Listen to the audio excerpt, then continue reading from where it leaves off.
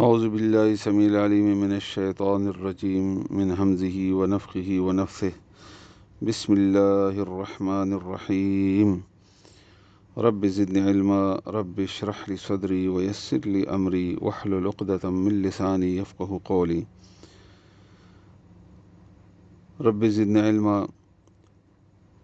نن به ان شاء الله د سوره نساء آیت نمبر 139 بوایو. الله تعالی دی وینا او الله تعالی دی قران کریم باندې پوها او د عمل کولو توفیق راکړي، آمین. دینا شیطانی آیات کې الله تعالی د منافقینو باره کې او فرمایل چې دی ته زیره د عذاب ورکا او دردناک عذاب.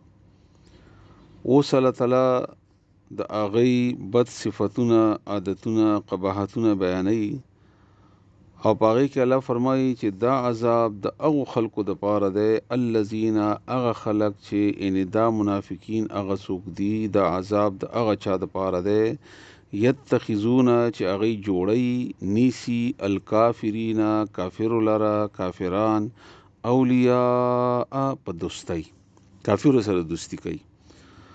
ولی اصل کې دوست وای او هغه دوست وای چې هغه زړه پورې نږدې دوستی او سرپرستی او هغه سره خپل د زړه رازونه او د زړه تعلق او خپل مسائل او مشکلات هغه تړل او د پزړه کې دا اومه کې دا وی چې کني د زما مشکلات حل کون کړي. نو ځکه الله فرمایي چې الله ولی الذین آمنو، الله ولی دی، کارساز او مددگار دی، حاجت روا مشکل کشا دی او د الله تعالی هی د دې مسالې حل کون کړي. او عامه معنا موږ دوست کو هغه دوست چې هغه انسان د باره په مشکل کې په کار راځي.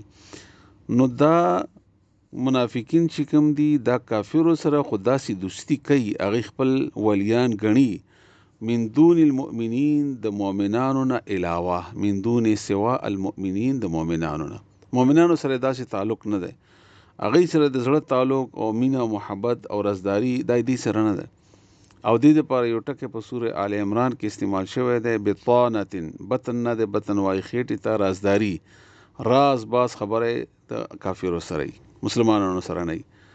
مسلمانانو سره صرف دومره چې خپل مفادات یا خپل ځان مسلمان ظاهر کی چې د دنیا مفادات حاصل کی، فائدې حاصل کی، ګټه واخلي او ځان په خپل خبرو په الفاظ باندې یا ظاهری شکل باندې خو مسلمان جوړ کی چې داسې زبرګ ما او داسې خو مسلمان ما او دادی وغیرہ، او د زړه تعلق ال کافر سره ده.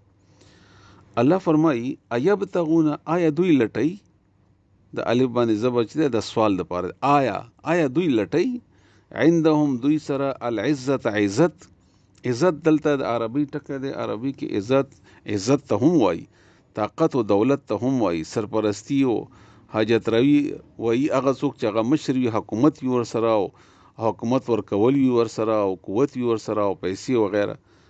ځکه خو د الله تعالی د اسماء الحسنا او نه بهترین اسم دی د الله صفت العزیز، زورور، غالب، بادشاہ، عزت والا. نو الله فرمای دی اغه سره عزت لټي، فإن العزت، نو بشک د عزت چې دی لله د الله د پاره دی، جميعا اټول. عزت خو الله سره دی، طاقت او دولت ورکول خدا د الله په لاس کې دی، دی هغه سره لټي. نو معلوم شو چې دی اسلام او مسلمانانو سره مینا او د زړه تعلق نشته، دلته د دې مفادات هغه کې دی تخکاری او الله باندې دا اعتماد نشته چې الله عزت ورکون کړي. الله تعالی د دې آیت بهترین تشریح چې کومه دغه په سوره آل عمران په دې آیتونو کې دی چې قل اللهم مالک الملک، دی ته اوایا چې اے بادشاہ د بادشاہانو، مالک الملک، بادشاہ د بادشاہانو، تؤتي الملك من تشاء، او تور کوي بادشاہي چاته چې خوښ شي، وتنزع الملك، او تراکاږي اخلي دا بادشاہي ممن تشاء چانه چې خوښ شي. تو ورکون کې د بادشاہي لرا، تو ورکون کې د عزت او طاقت لرا، او ته چې واخلې به څوک کوټم نشي کوي. وتعز من تشاء وتذل من تشاء، ته عزت او ذلت ورکون کې الله تعالی دا د الله په لاس کې دي. بيدک الخير، الله تعالی ستا په لاس کې خیر ده. دا یو بهترین تشریح د آیت. نو دلته دا کافر، دا منافق د کافر سره خپل بادشاہي، طاقت او دولت وغیرہ د اغي سره واړي لټای او هغه سره مینې د تعلقي. که تاسو زموږ د دنیا کې وګورئ، زموږ د سیاسي بادشاہانو مشرانو وګورئ، دا ټول عمر د کافرو غلامی کوي، ټیټه ورته وړي، سپکه برداشت کوي او او او هغه سره عزت لټي او هغه دی داسې استعمالي لکه ټیشو پیپر. فائدہ تی واخلي چې فائدہ تی نه وي د سپیک برابر قدر هم نه ور کوي، وی غورځي لري کی د دنیا غټ غټ بادشاہان تاسو ګورئ هغه راوچت کو صدام بیا اخر کې څه په وکړل. تاسو ټول بادشاہانو سره دی هم داسې کوي، راوچت کی مقصد تیوالی کار پیوا وکي او به وګرځي خدای کی او دنیا کې په شرمونو شرمای د شیطان کردار دی. دا شیطان انسان راواخلی په بدی لارې باندې واچي او اخر کې به عزت کی او جهنم ته ورخطا کی. هم د کرنګي کردار دا کافر کی او دا منافق او دا بدقسمته دا عمره سره خپل عزت لټي. کدا دا بادشاہانو ګوري دا بادشاہان چې چا جوړ کړی دي هم دی بیا شرمولی په شرمونی شرمولی او دی پس بیا غلیم راو بسی ډاکیم راو بسی رازونیم راو بسی او د دې غفاشي او بدینی او ارسر اخراخ کار کی. نو التم بزتا ځکه چې پویږي دا چمچا کیږي دا مفادات لټي او مسلمانانو کې به عزت ځکه چې مسلمانانو سره خود د مینې تعلق د مسلمانانو لپاره کار نه کار خټول خپل مفاداتو لپاره کړی. عمدارنګ زمونږه کمپنیان وګوري، زمونږه د خلک وګوري، زمونږه د کلچر وګوري، زمونږه کلچر دا عموما خلک کوشش کوي دا د امریکن فلانه دی او د امریکن کوالټي دی او دا سټایل دی او دا ګیرونه دي خلکو نن سبا څه جوړ کړل دي، سرونو نه خلکو څه جوړ کړل دي وختونه او همدغه هر یو شی دا د غیر ملکی او د امریکنۍ او د فلانه د اغه سره زمونږه اغه ذهني مینه ده او بیا ذهني غلامی ده زمونږه د سپکواله دي زمونږه ډیر زیات. خدای انسان کمکل بیوقوف ته د منافق د پدی پویږي نه الله ورته بیوقوف ویل دي په سوره بقره کې د وهم لا شعورون دي کې شعور نشته د کمکل دي کدی په ځای باندې دي خپل عزت الله سره لټولې، الله پورې ځان تړلې وي، الله باندې اعتماد وي دي اصل کې الله باندې اعتماد نشته چې الله به ماته عزت راکړي، الله به ماته دولت راکړي، الته اعتماد دي هغه ځای هغه علاقې هغه کارونه هغه سره چپلوسی د خوخه ده د پدې چې هغه باندې اعتماد په الله باندې اعتماد نشته. نو چې نشته نو الله تعالی فرمایي چې عزت خود الله سره ده.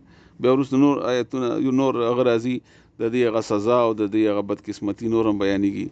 نو موږ تاسو ته دا ډېر زیات احتیاط پکار دی چې موږ خپل تعلق خپل رازداری خپل اعتماد خپل مینه دا صرف الله سره یو الله پورې وتړو، الله او پیژنو، الله پہچان حاصل کو، الله څه قوت ته څه کوي څوک دی مونږ ست تعلق ته الله سره او مونږ د عبادت د الله ولې کو کچېری مونږ الله هغه تعارف حاصل شي مونږ نه کافر ته محتاج او ضرورت لرو، مونږ نه هیڅ چاته هیڅ ضرورت بیا نشته، بیا مونږ لپاره الله کافی دی. حسبنا الله ونعم الوکیل، حسبنا الله ونعم الوکیل، الله مونږ لپاره کافی دی.